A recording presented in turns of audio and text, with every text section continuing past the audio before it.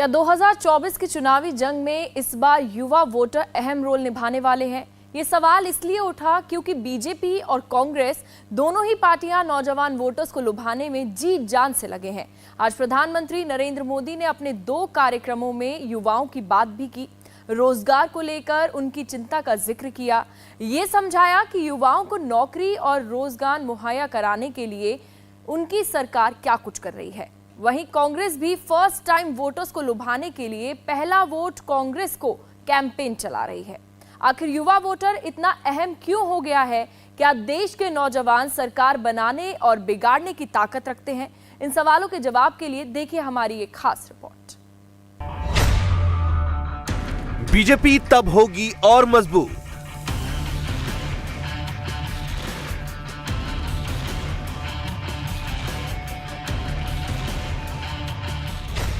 जब साथ आएगा देश का यूथ।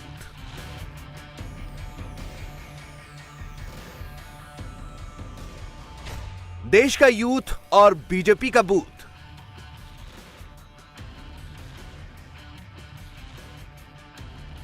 – 2024 में दिल्ली की सत्ता का यही रूट।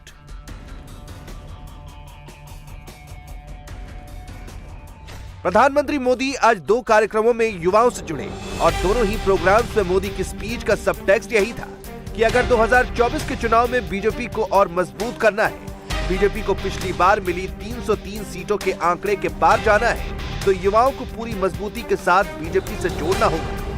पहला कार्यक्रम था रोजगार मेले के जरिए 51,000 युवाओं को अपॉइंटमेंट लेटर बांटना और दूसरा कार्यक्रम था G20 university connect programme. Lok Sabha चुनाव में अब 7 से 8 महीने का वक्त ही बचा है। ऐसे में अब सभी पार्टियों में युवा वोटर्स को अपनी तरफ खींचने की होड़ मची है। खासकर फर्स्ट टाइम वोटर्स को अपने पाले में लाने की कोशिश की जा रही है। अब सवाल है कि आजकल हर पार्टी युवाओं पर फोकस क्यों कर रही है। साल 2011 की जनगणना के मुताबिक देश में हर साल 2 करोड़ युवा 18 साल की उम्र पार करते हैं। यानी हर साल 2 करोड़ युवा वोट देने के योग्य होते हैं।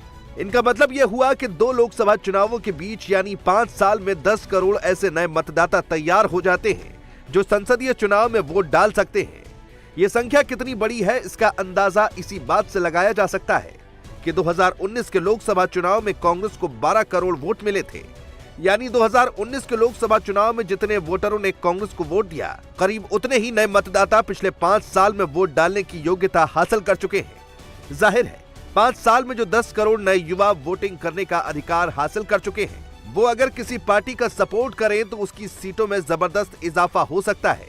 इतना ही नहीं, ये युवा वर्ग ही सोशल मीडिया पर भी सबसे ज्यादा एक्टिव और मुखर है। अगर युवाओं का साथ मिल जाए तो सोशल मीडिया पर पार्टी के पक्ष में माहौल बनाने में आसानी होगी। ऐसे में सभी पार्टियों के बीच युवाओं को अपनी तरफ खींचने की होड़ मची है और युवा अवस्था में सबसे बड़ी जरूरत होती है नौकरी की, रोजगार की। यही वजह है कि युवाओं तक अपनी बात पहुंचाने के लिए मोदी ने आज रोजगार मेले को चुना। मोदी ने युवाओं के सामने सुनहरे भविष्य के सपने रखे। कहा कि भारत जल्द ही दुनिया की तीसरी सबसे बड़ी इकोनॉमी बनने जा रहा है। कई नए सेक्टर में रोजगार पैदा हो रहा है और इस सब का फायदा युवाओं को ही सबसे ज्यादा मिलेगा।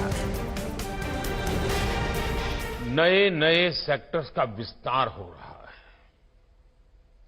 आज renewable energy, organic farming, defence और पर्यटन समेत कई सेक्टरों में अभूतपूर्व तेजी दिख रही है।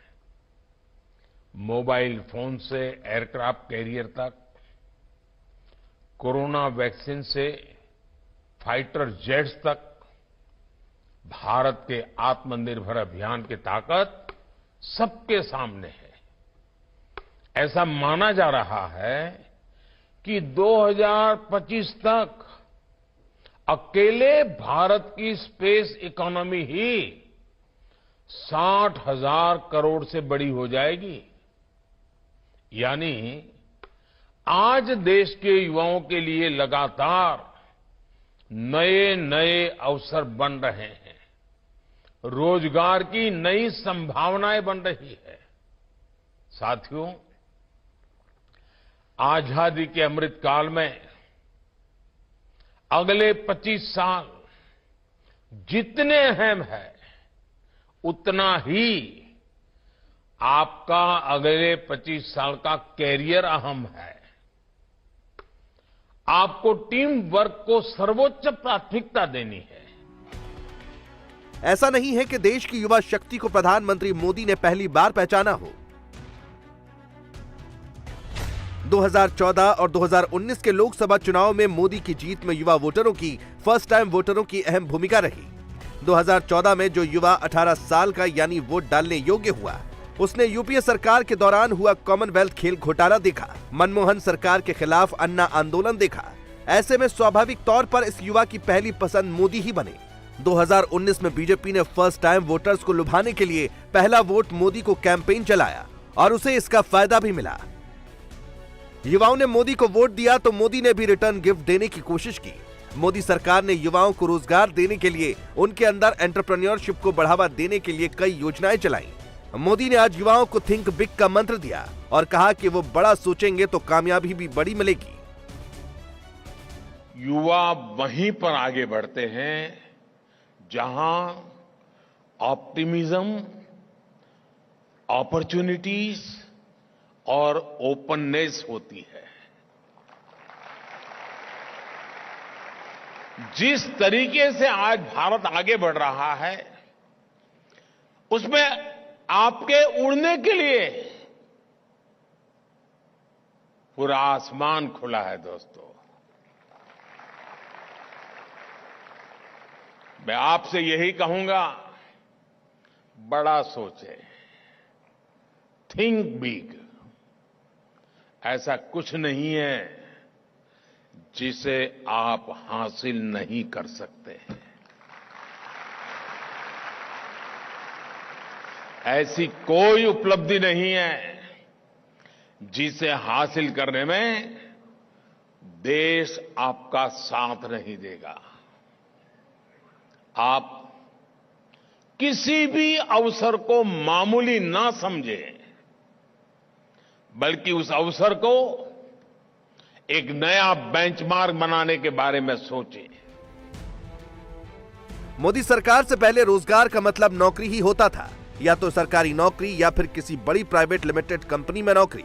हालांकि आज भी रोजगार के नाम पर युवाओं के एक बड़े तबके की पहली चाहत सरकारी नौकरी ही है।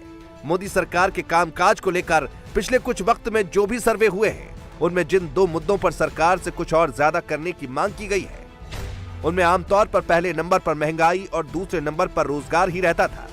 महंगाई के मुद्दे पर प्रधानमंत्री मोदी खुद भी कह चुके हैं कि रशिया यूक्रेन युद्ध और ग्लोबल सिचुएशन की वजह से सरकार महंगाई को उस स्तर पर नहीं ला पाई है जितना लाना चाहती है।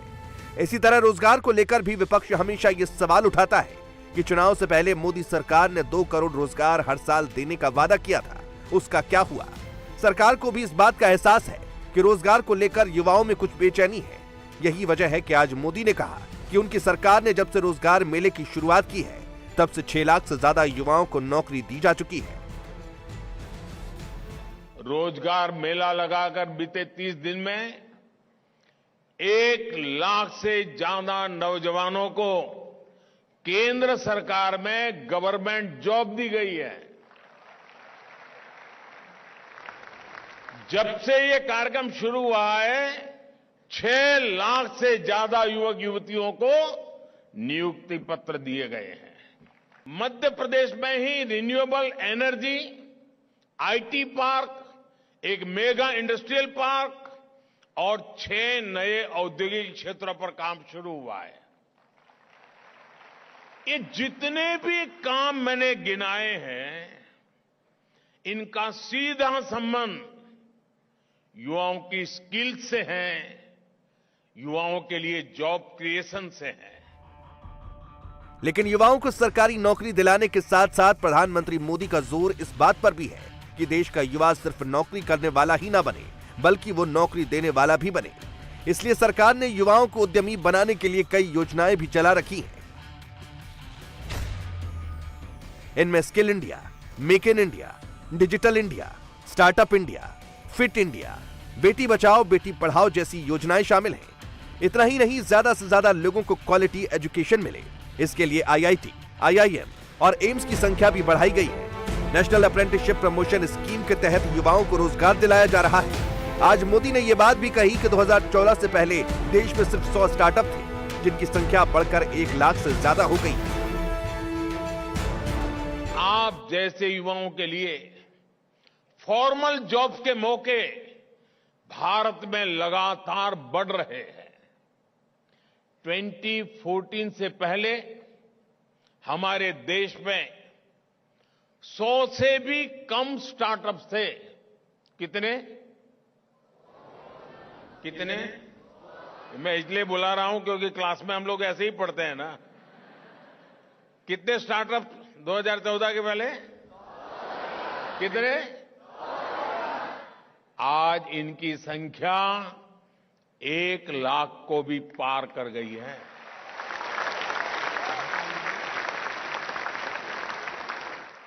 स्टार्टअप की इस लहर ने कितने ही लोगों को रोजगार के मौके दिए हैं। आज भारत दुनिया का दूसरा सबसे बड़ा